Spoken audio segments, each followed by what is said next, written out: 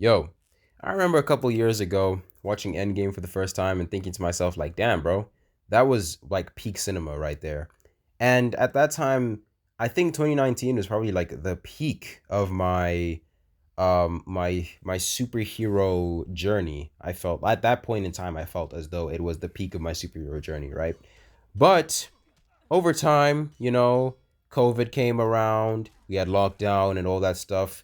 There was kind of like a dry spell almost. It felt as though we might never reach the heights of the late 2010s ever again in terms of superhero content, right?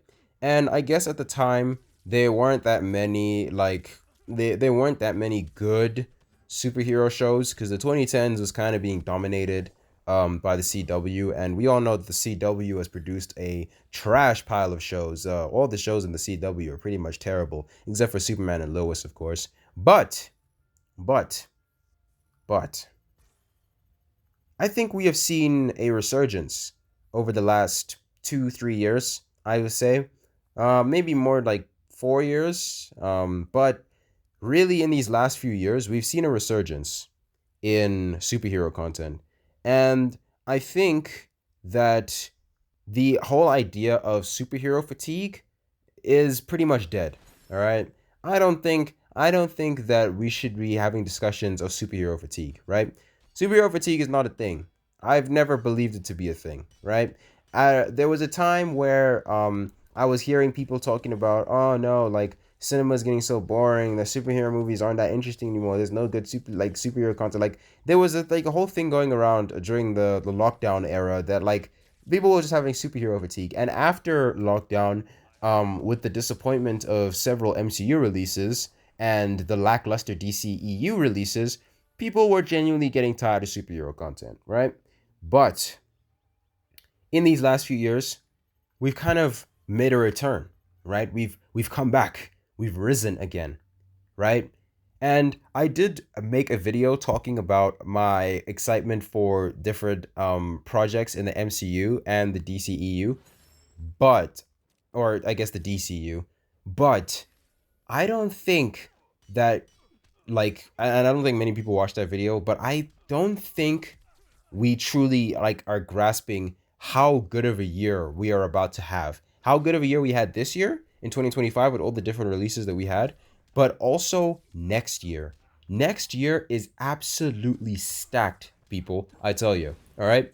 In the space like in the first quarter of the year, right? We're getting Invincible, right? We're getting Born Again, right? Although I heard that that might be delayed or it is getting delayed, I'm not sure. But I don't know. I'm not sure about that. But assuming that it's still releasing when it's supposed to release, we're having Born Again, and we're having The Boys.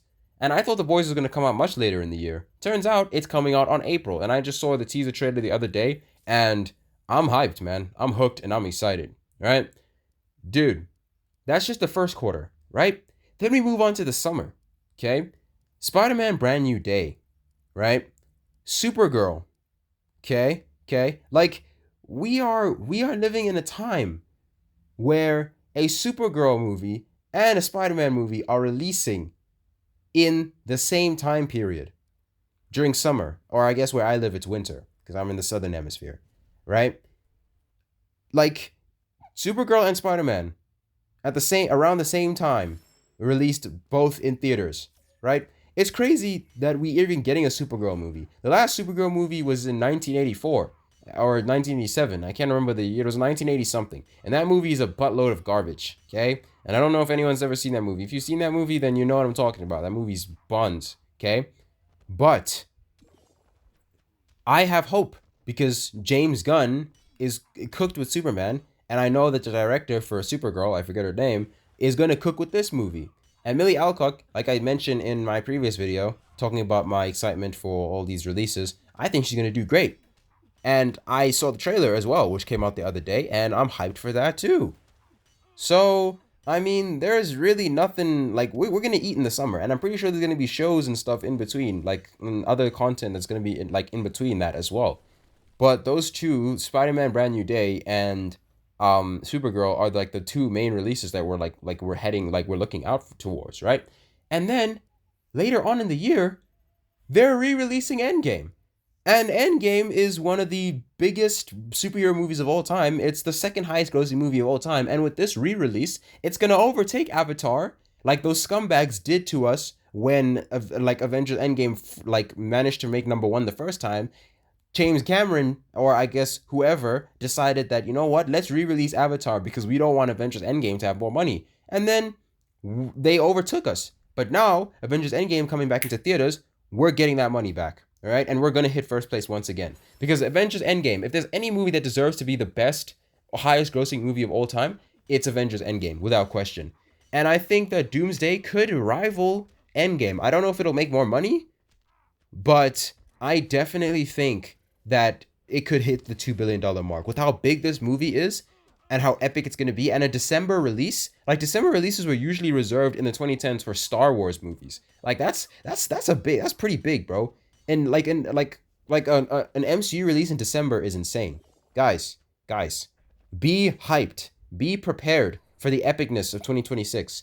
And if all these projects end up being trash, well, then I mean, I guess we could say that we lived. We lived through that year. Oh yeah, and how could I forget? Outside of the superhero realm, the FIFA World Cup in 2026. I'm super hyped for that too. I'm not even a football guy. Like I'm not a massive football guy, but I watch the World Cup. When the World Cup is on, I'm there, bro. Every 4 years, I sit on my couch and I flip and watch the World Cup. And then GTA 6, which I'm probably not gonna buy because it's gonna be 2K on release, 2K in my country. So I guess for Americans that would be like $120, $130. Like, yeah, that's crazy. But guys, be prepared for next year, right? I'm definitely going to be talking about all the new releases next year. I'm going to be doing reviews of all the shows and the movies. So be hyped for that. Be prepared.